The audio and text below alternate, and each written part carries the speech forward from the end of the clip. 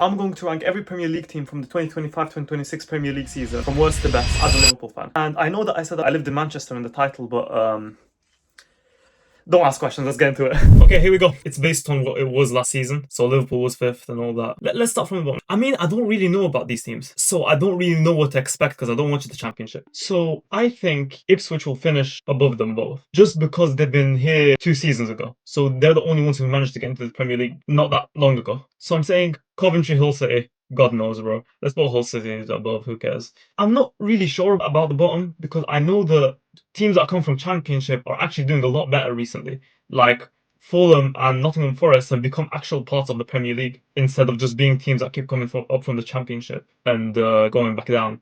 So I really don't know what to expect from these lots. So hopefully I'm right. Hopefully I'm right. To be honest, no. If I had to put a team with them, it would probably be Man United, but it's unlikely that'll happen. But just to rage bait United fans out there. Okay, these are the bottom. From these teams, let's see. Crystal Palace, Tottenham, Nottingham Forest.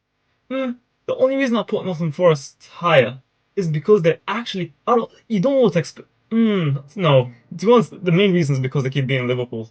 And I mainly just watch Liverpool matches, so I don't know much about other teams. I do sometimes watch other matches, sometimes United ones, because my brother watches United all the time. But God knows. I'll put them a bit higher. Crystal Palace.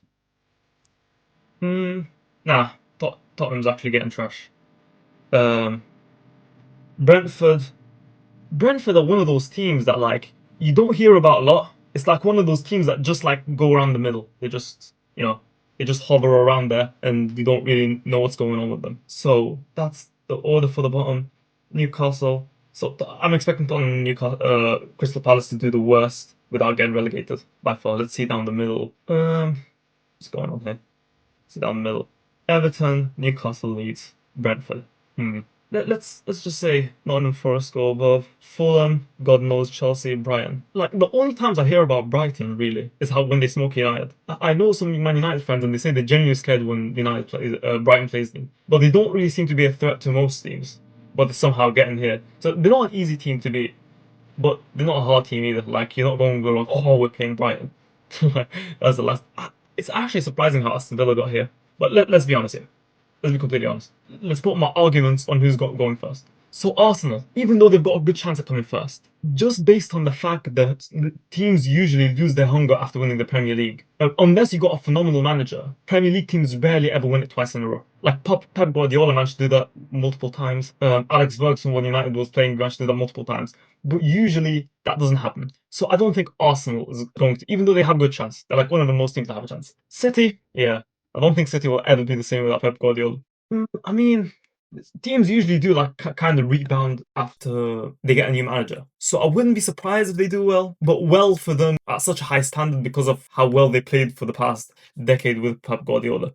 So, and Liverpool, they've got a good history with new managers. When they have a new manager, now Arne Slot's sacked, we've got a new one. Boom, boom, boom, boom. Come on. I mean, I know I'm biased by saying Liverpool goes first, but you have to think about it. The chances are with them. The chances are City got a new manager, and that's one of like the top contenders. Arsenal and Man City lost Pep Guardiola. Not only did they get a new manager, they lost Pep. Liverpool did lose a few key players this season, but they also got a few promising players as well when I was looking through them. So let's say I think they should be alright for the top four, you know. Like, of course, I have some bias for Liverpool, but you have to take like what I said into account. They do well with good managers. City lost Pep Guardiola. Arsenal already won it, so they kind of lose a bit of the hunger. And City is very unpredictable this season. It's going to be extremely unpredictable what they do because they haven't had a new manager for so long, so we don't know how their behaviors would be with a new manager with this current team. So I don't know. I feel like they'll kind of with a new manager the hype comes in, which will play a factor into them doing extremely well for the beginning of the season. But I feel like that'll fade off like towards the rest of the season. Man United, yeah. I hate to put it here, but you gotta be more realistic. It's funny coming from me saying realistic, but Aston Villa, I think that should be a good place for it. Bournemouth, good place. Let's put Chelsea higher. Fulham have actually been, I don't know. They played extremely well the season they came in from the Championship, and they continuously kept doing better and better. But I now feel like they're a bit on their fall off. I wouldn't put them. Yeah, I think they're the same level Northern Forest. I think that's a good place for them. But by the way, keep in mind, when I make these predictions, here are my predictions for I'll put to the right of me my predictions for the World Cup. Even though I didn't predict the winners, I predicted things that most people didn't predict, like Spain's going to win France in the semi-final. By the way, these predictions were made before the World Cup started. There's some solid predictions. Like I probably had the best predictions from all my friend groups, so that's some credibility for my predictions and how good they are, even though they weren't perfect. But people saying France were going to win. I said they were getting knocked out by Spain. So a lot of my friends were saying Portugal were going to win. I told them, like, I've got messages telling them I can guarantee you they won't reach quarterfinals. And guess what? They got knocked out in round of 16. Same as my predictions did against the same team. So just saying, I've got some credibility towards football prediction. Even though I'm not the biggest football expert, I do watch a lot of Liverpool matches, but usually while doing stuff on my phone, I don't really watch that much matches.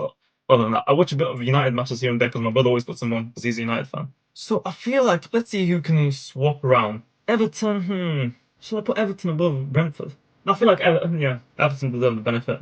I think this is a good prediction. Yeah.